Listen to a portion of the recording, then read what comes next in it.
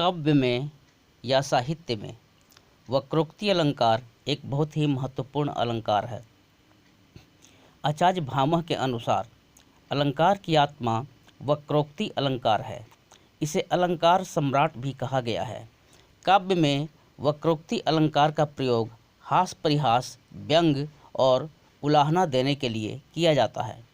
वक्रोक्ति दो शब्दों से मिलकर बना है, वक्र धन उक्ति। वक्र का अर्थ है टेढ़ा और उक्ति का अर्थ है कथन।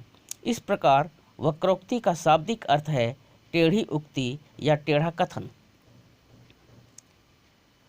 इसकी परिभाषा हम इस प्रकार दे सकते हैं, जब वक्ता द्वारा कहे गए किसी शब्द या कथन का श्रोता के द्वारा जानबूझकर हास परिहास के लिए अलग अर्थ निकाला जाए और अलग अर्थ निकालते हुए कोई उपहासात्मक या व्यंग्यात्मक उक्ति कही जाए या उत्तर दिया जाए तो वहाँ वक्रोक्ति अलंकार होता है।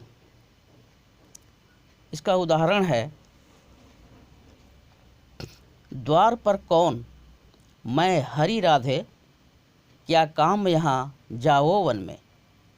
यह कविता वक्रोक्ति अलंकार का एक उदाहरण है। यह राधा और कृष्ण के बीच संवाद से संबंधित है। परिदृश्य वही है कि राधिका जी कमरे के भीतर कुंडी लगाकर हैं। श्री कृष्ण बाहर से कुंडी खटखटाते हैं। राधिका जी पूछती हैं, द्वार पर कौन। श्री कृष्ण जवाब देते हैं, मैं हरि राधे। श्री कृष्ण का नाम हरि भी है। इस प्रकार वे अपना नाम बतलाते हैं, लेकिन हरि का अर्थ बंदर भी होता है। राधिका जी हरि शब्द को बंदर के अर्थ में लेती हैं और श्री कृष्ण का परिहास उड़ाते हुए कहती हैं, क्या काम यहाँ जाओ वन में। अर्थात बंदर का यहाँ क्या काम। बंदर का काम तो जंगल में उछलना कूदना है, तो बंदर हो तो वन में जाओ। ये वक्रोक्ति अलंकार का बड़ा ही सुंदर सा उदाहरण है। वक्रोक्ति अलंकार के संदर्भ में दो विद्वानों के नाम प्रमुख हैं। पहला आचार्य मम्मट और दूसरा आचार्य रुद्रट। आचार्य मम्मट ने ही वक्रोक्ति को शब्दा अलंकार का एक भेद माना था। आचार्य रुद्रट ने वक्रोक्ति अलंकार के दो भेद बताए हैं। पहला श्लेष वक्रोक्ति और दूसरा काक वक्रोक्ति।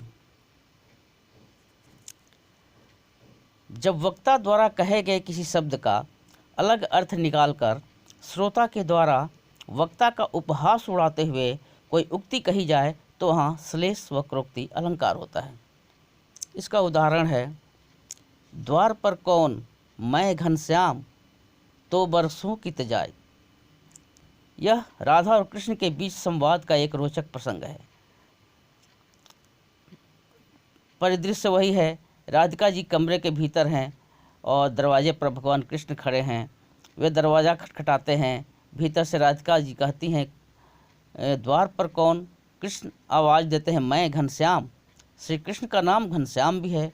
उन्होंने अपना नाम बताया, लेकिन घनश्याम का अर्थ काले बादल भी हैं। तो राधिका जी ने उनके नाम को छोड़कर घने बादल का अर्थ लिया और उनका उपहास करते हुए कहा कि बादल हो तो कहीं और जाकर बरसो, तो बरसों की तजाए। इस प्रकार राधिका जी ने कृष्ण जी से मजाक करते हुए उनका उपहास उड़ाया। यहाँ पर घनश्याम शब्द दो अर्थ में प्रयुक्त हो रहा दिखता है। घनश्याम शब्द में यहाँ दो अर्थ चिपके हुए हैं, एक श्री कृष्ण का नाम और दूसरा काले बादल। हम जानते हैं कि जब एक शब्द के अनेक अर्थ निकलें तो वहाँ श्लेष अलंकार होता है। इसलिए वक्रोक्ति अलंकार के ऐसे प्रयोग को श्लेष वक्रोक्ति अलंकार कहा जाता है। एक अन्य कविता भी है जिसके पदों में लगातार श्लेष वक्रोक्ति अलंकार के उदाहरण मिलते हैं। गिरजे तो भिक्षु आज कहाँ गयो, जाई लखो बलिराज के द्वारे। वह नृत्य करे नित ही कित है, ब्रज में सखिसूर सुता के किनारे। पशुपाल कहाँ मिल जाई कहूँ, वह चारत धेनु अरण्य मझारे। पहला पद है, गिरजे तो भिक्षु आज कहाँ गयो, जाई लखो बलिराज के द्वारे। देवी लक्ष्मी और देवी पार्वती के बीच यह हास परिहास का संवाद है। लक्ष्मी जी पार्वती से कहती हैं, गिरजे तू भिक्षु आज कहाँ गयो। यहाँ लक्ष्मी जी के द्वारा भिक्षु शब्द शंकर भगवान के लिए प्रयोग किया गया है।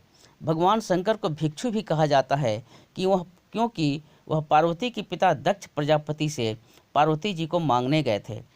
यहाँ भिक्षु शब्द का उपयोग लक्ष्मी जी ने शंकर भगवान का उपहास उड़ाने के लिए किया है और वे पूछती हैं कि गिरजे तू भिक्षु आज कहाँ गयो।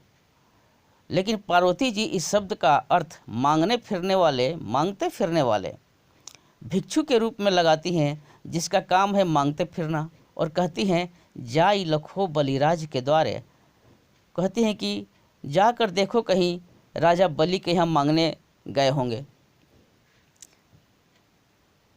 अब सभी जानते हैं कि राजा बलि के पास मांगने कौन गया था। राजा बलि के पास मांगने के लिए गए थे भगवान विष्णु, और इस प्रकार लक्ष्मी जी के द्वारा किए गए उपहास को उन्होंने उल्टा उन्हीं पर थोप दिया। यहाँ श्लेष वक्रोक्ति है क्योंकि यहाँ भिक्षु शब्द में दो अर्थ छुपे हुए हैं, एक भगवान शिव और दूसरा मांगने वाला। दूसरा पद है वह नृत्य करे नित ही कित है, ब्रज में सखी सूर सुता के किनारे। लक्ष्मी जी पूछती हैं कि वह जो रोज़ नृत्य करते फिरते हैं वे कहाँ हैं। तो इससे उनका आशय भगवान शिव से है। शंकर भगवान उनको नर्तक कह रही हैं कि वो जो नाचते हैं वे कहाँ हैं। हम सभी जानते हैं शंकर भगवान तांडव नृत्य करने वाले हैं, इसलिए माता लक्ष्मी ने उनके लिए नृत्य करने वाले नर्तक के रूप में उद्धृत किया। लक्ष्मी जी ने तो शिव जी के बारे में पूछा था, लेकिन पार्वती जी ने नृत्य करने वाले के रूप में लिया और वक्रोक्ति में जवाब देते हुए वो कहती हैं ब्रज में सखी सूर सुता के किनारे, कि हे सखी नाचने वाले तो ब्रज में सूर सुता सूर्य पुत्री अर्थात जमुना के किनारे मिल जाएंगे। अब जमुना के किनारे ब्रज में नाचने वाले कौन होते हैं? वे तो भगवान कृष्ण हैं। तो यह इशारा वक्रोक्ति में भगवान कृष्ण की तरफ था, और भगवान कृष्ण विष्णु के अवतार माने जाते हैं, तो उन्होंने लक्ष्मी के प्रति विष्णु पर ही यह वक्रोक्ति थोप दिया।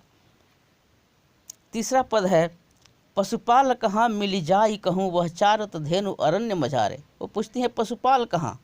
लक्ष्मी जी अब उनका नाम रखती हैं पशुपाल। पशुपाल मतलब कि जैसे पशुपतिनाथ कहते हैं हम लोग भगवान शिव को, तो उनका नाम पशुपाल भी है। तो पूछती हैं कि पशुपाल कहाँ। तो पार्वती जी कहते हैं मिल जाई कहूँ, वह चारत धेनु अरण्य मझारे। तो बोले कि जंगल में कहीं गाय चराते हुए मिल जाएंगे। तो जंगल में गाय चराते हुए से किसका अक्स उभरता है? वो श्री कृष्ण जी का है कि श्री कृष्ण जी ही गाय को चराते फिरते थे। तो फिर उन्होंने श्री कृष्ण पर यह अर्थ वक्रोक्ति थोप दिया, और श्री कृष्ण विष्णु के अवतार हैं, तो इस प्रकार से लक्ष्मी के पति पर ही उन्होंने यह वक्रोक्ति थोप दिया है। तो तीनों बार उन्होंने जो लक्ष्मी जी ने उनका उपहास उड़ाया, तो उल्टा उपहास इन्होंने भी वक्रोक्ति में उनका जवाब उसी तरह से दे दिया।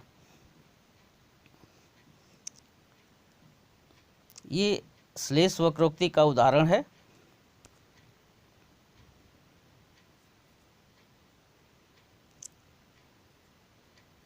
पशुपालक शब्द में यह वक्रोक्ति है क्योंकि पशुपालक में एक शब्द निकलता है पशुपाल का, भगवान शिव का, और दूसरा अर्थ निकलता है पशुओं की देखभाल करने वाले का।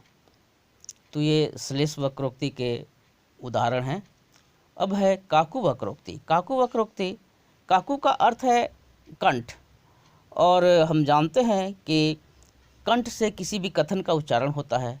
तो शब्दों का उच्चारण इस प्रकार किया जाए कि शब्दों के वास्तविक अर्थ के बदले उल्टा या तिरछा, उलाहना भरा या उपहास भरा अर्थ का संकेत हो, तो वहाँ काकू वक्रोक्ति अलंकार होता है। इसका उदाहरण ये है, रामचरितमानस से है। अयोध्या कांड में श्री राम के वनगमन का दुखदायी प्रसंग है। श्री राम ने वन जाना निश्चित कर लिया है और माता सीता को समझा रहे हैं कि जंगल में बहुत कठिनाई है, बहुत दुख है, आप हमारे साथ मत चलें। लेकिन सीता जी अपने तर्कों से प्रभु श्री राम को निःशब्द कर देती हैं और एक वक्रोक्ति का प्रयोग करती हैं। वे ताना देते हुए कहती हैं, मैं सुकुमारी नाथ बन जोगू, तुम ही उचित तप मोह कहाँ भोगू। वे कहती है कि हाँ, मैं तो सुकुमार हूँ और नाथ वन जाने के योग्य हैं। नाथ को तो तपस्वी का जीवन शोभता है और मुझको तो भोग विलास शोभता है। तो ये वक्रोक्ति है। वो इस तरह से इस बात को कह रही हैं कि इस बात का संकेत उलाहना भरा हो जाता है। वैसे अगर इस वाक्य को हम लोग देखें तो लगता है कि इसका अर्थ है कि श्री राम को तप शोभता है, सीता को भोग विलास शोभता है, सीता जी सुकुमार हैं और श्री रामचंद्र वन जाने के लायक है। लेकिन नहीं, उन्होंने इस प्रकार से इसको अपने कंठ स्वर से इस तरह से कहा कि इसका तिरछा संकेत हो गया। यहाँ काकू वक्रोक्ति है। वो प्रकारांतर से सीता जी यह कहना चाहती हैं कि भगवान राम अगर वे सुकुमारी हैं तो भगवान राम भी वन के योग्य नहीं हैं, और भगवान राम को अगर तप शोभता है तो सीता जी को भी भोग विलास नहीं शोभता है।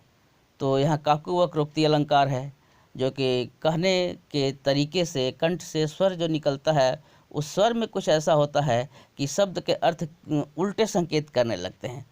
जैसे कि इसको हम वैसे भी समझ सकते हैं, कोई आदमी किसी को बोलता है आप ही बुद्धिमान हैं और बाकी दुनिया मूर्ख है। तो इससे तो अर्थ तो निकलता है कि आप बुद्धिमान हैं और बाकी दुनिया मूर्ख है, लेकिन यह इस तरह से कहा जा रहा है कि उसका संकेत ये निकल रहा है कि आप ही एक बुद्धिमान नहीं हैं और बाकी दुनिया मूर्ख नहीं है। तो कथन को कहने के तरीके से उसका भाव बदल जाता है और यह काकू वक्रोक्ति अलंकार का उदाहरण है।